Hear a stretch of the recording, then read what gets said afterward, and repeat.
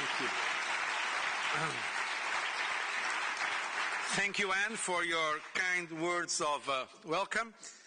Dear Prime Minister, dear Mark, Commissioner, dear Mara, ladies and gentlemen, dear friends. It is a pleasure to be with you again for the second Innovation Convention, after the first successful one which took place here in December 2011.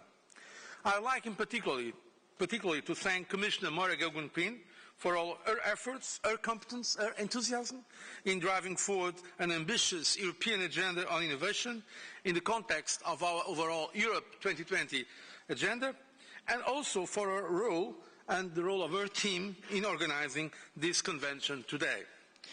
Let me also thank Prime Minister Mark Rutte of the Netherlands for joining us today. Dear Mark, I think you have been indeed a great advocate of innovation in Europe, and since we have now these innovation indicators and rankings, let me tell you that if there was a ranking for the Prime Ministers in favor of innovation in the European Council, we would certainly be one of the best. The top three, certainly. I will not say what the other two.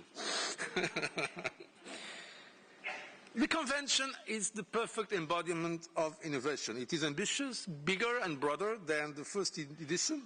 It is also innovative itself in the way it will be run, with the real life stories being told, some exciting real examples on innovations on show. The counter-example is myself, that I'm going to give a classic speech, I'm sorry. And when I look at the audience and also the list of participants, I see the brightest and the best, not just from Europe, but from across the world. Let me also have a special word of welcome to our friends, the Minister of Science of South Africa and many other personalities that I know are among us, because we care about openness in Europe and in the world. Innovation has a vital role to play in the recovery and in shaping our societies of tomorrow. Europe has a good story to tell, but we still need to do more to foster innovation, and we want to do it with our partners. Ladies and gentlemen, as Anne just mentioned, a lot has happened since I was standing here in front of you in December 2011. We were then in the middle of the worst crisis to have hit our economies since the European community was created, at least since that period. People questioned whether there was the political and economic will to find solutions for the European economy and for European citizens. It was at that time common to speak about the exit of Greece, the implosion of the euro. Some people were still speaking about the possibility of the disintegration of the European Union. I'm glad to say that we have managed to find a path that resisted short-term and inward-looking measures.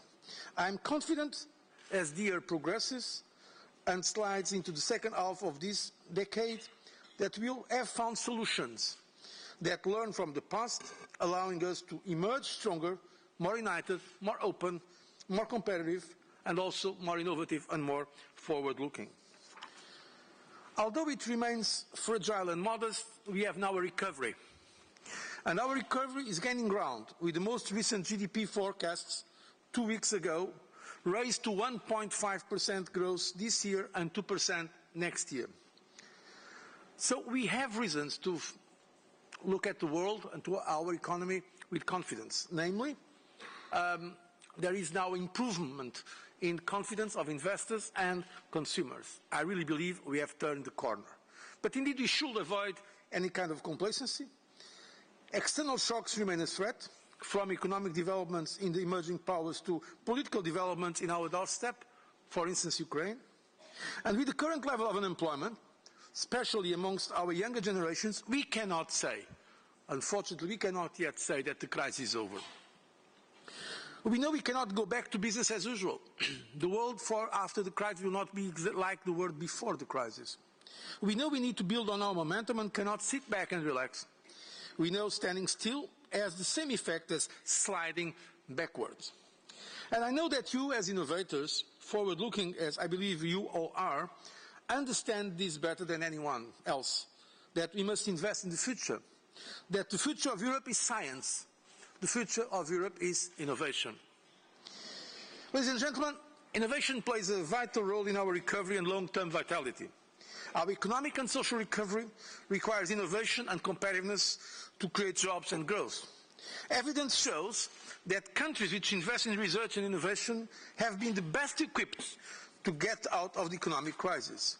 And that is why research and innovation are at the very heart of our Europe 2020 strategy for smart, sustainable and inclusive growth.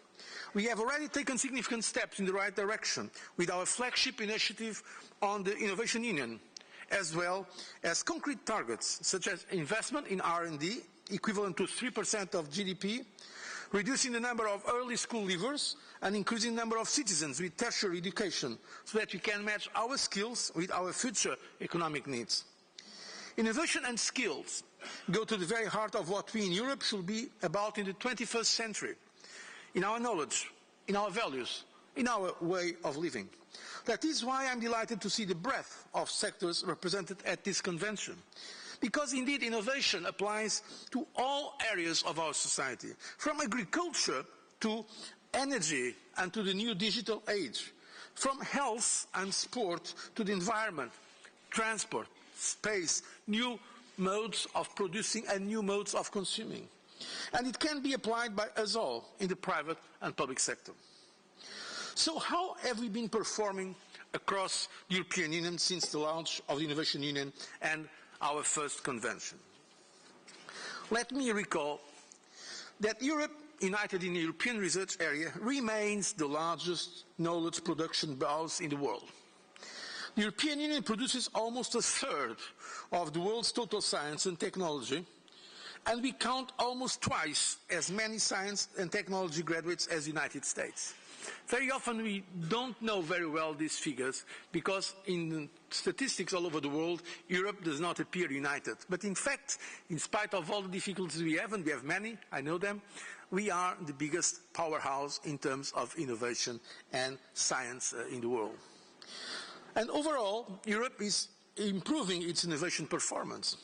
This was one clear conclusion from the 2004 Innovation Scoreboard, published last week by the Commission. The impact of the economic crisis on innovation is not as severe as might have been expected. Differences in innovation performance between member states are becoming smaller again, although at a modest rate.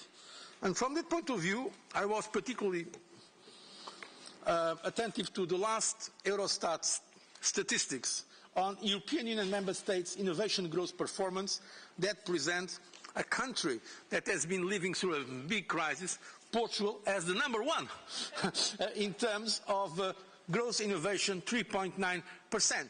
I'm mentioning Portugal, as you know, because Anne is chairwoman of the Lisbon Center. But there are other cases, so this is the point I want to make. We should look not only at the countries where the countries stay. For instance, a country of Prime Minister Rutte is one of the best. It's considered an innovation leader. There are innovation leaders, innovation followers, moderate innovators.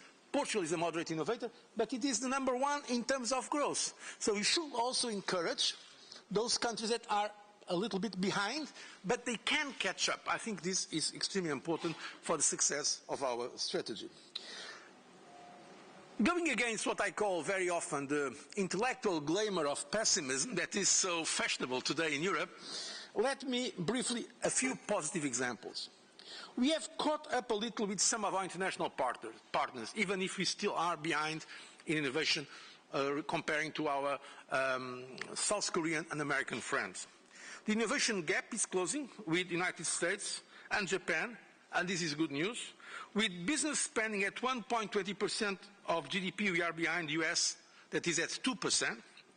South Korea, with 2.5%, continues to forge ahead, but we remain ahead of our other international partners, with China catching up. Within the European Union, we are delivering on our Innovation Union, with 100% of it on track, putting in place the foundations for the challenge that I set out here in the first convention. And we have matched our vision with a larger European budget to help stimulate member states and business to innovate. Funding on research and innovation and Horizon 2020 with 80 billion euros is 30% bigger than the predecessor program, the 7th framework program. And it is more coherent, joined up with other available funds.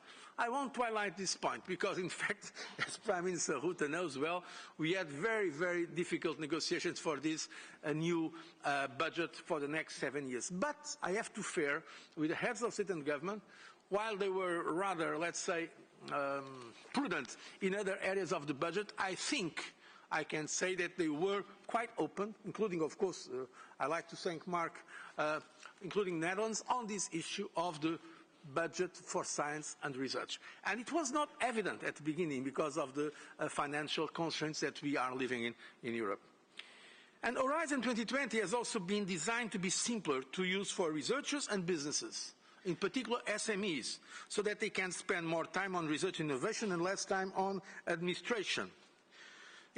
Particularly, we are now having less red tape because we want to see projects up and running in 8 months rather than the 12 months that they still take today to prepare. We have had a few other notable successes, to name but a few. The European patent had been agreed after 20 years of negotiation and blockage. This should make patenting 80% cheaper. The European Institute of Technology, EIT, with its expanded budget of 2.7 billion euros, has already helped to launch more than 100 startups, new products and services, and has trained over 1,000 students in entirely new postgraduate courses.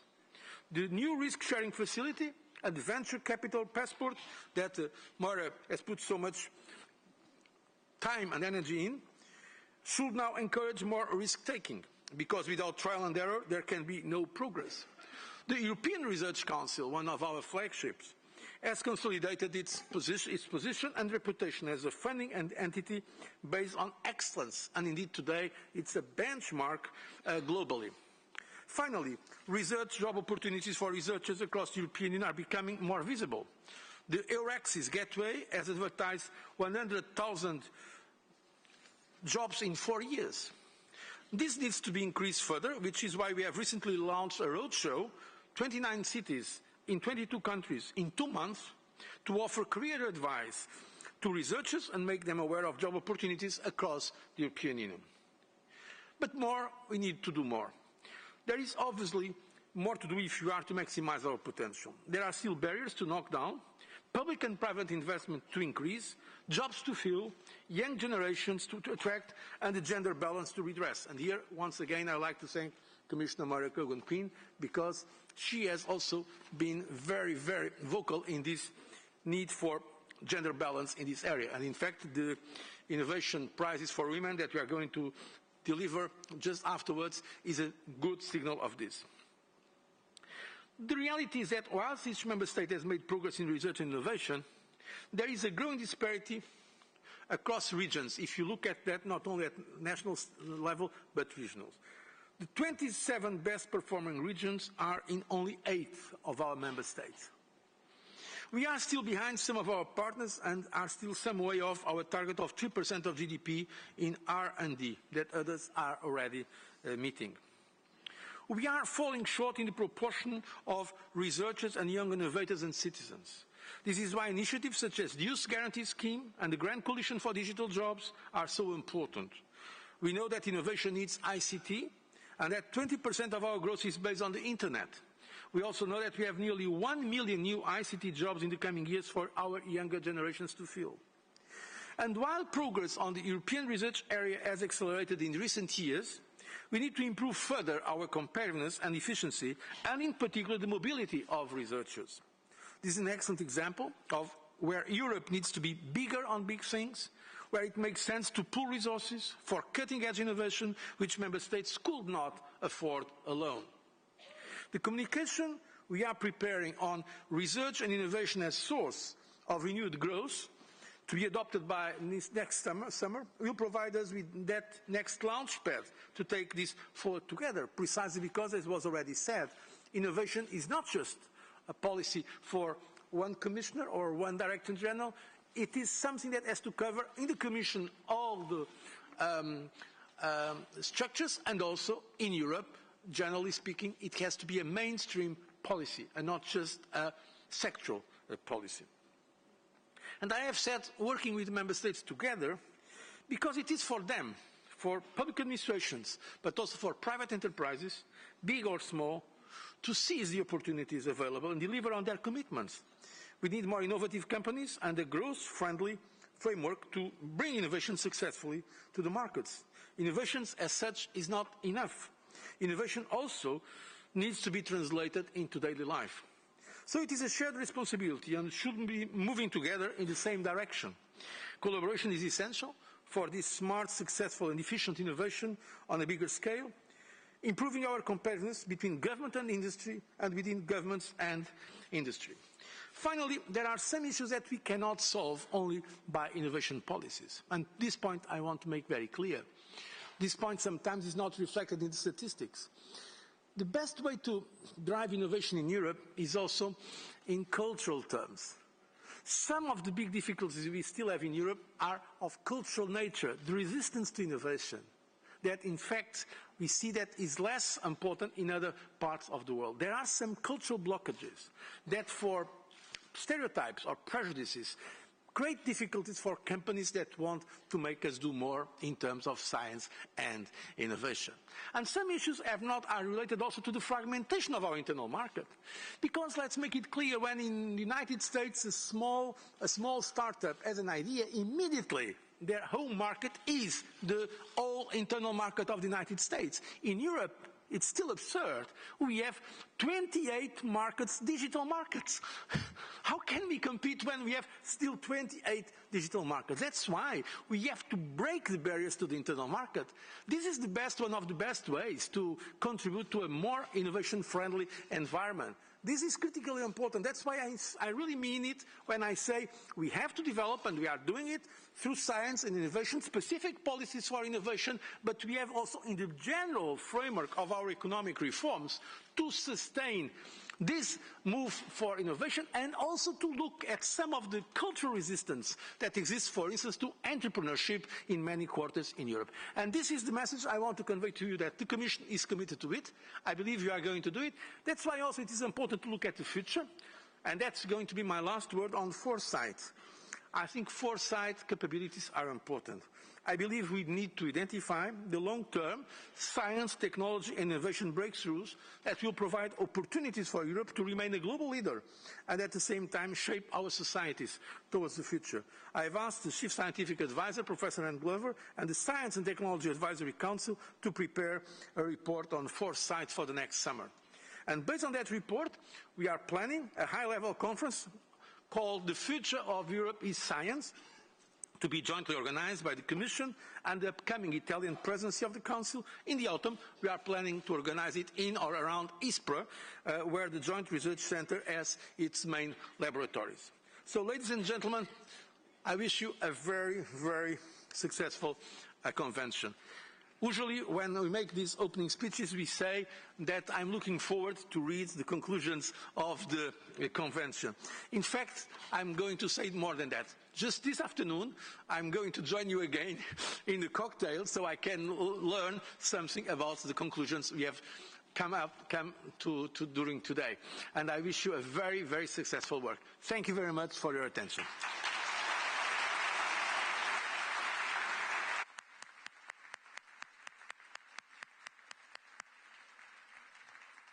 Thank you very much, President Barroso, for such an excellent opening speech here. You're absolutely right. Innovation needs to be mainstreamed. I'm delighted that you are linking it with the performance of the single market, particularly the digital single market. So already lots of good food for thought here this morning.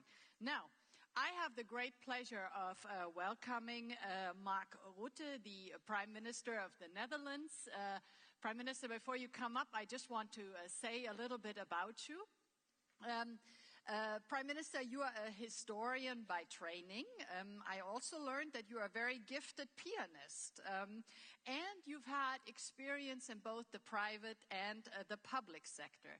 And I believe that this multidisciplinary background really fits very perfectly with the kind of profile that we are looking for here at the Innovation Convention. And in many ways, it really embodies the message of the innovation convention, that if you dare to go new ways and new places, you can even become a prime minister. So with that, let me just say that you and I met, of course, last October. I don't know if you recall.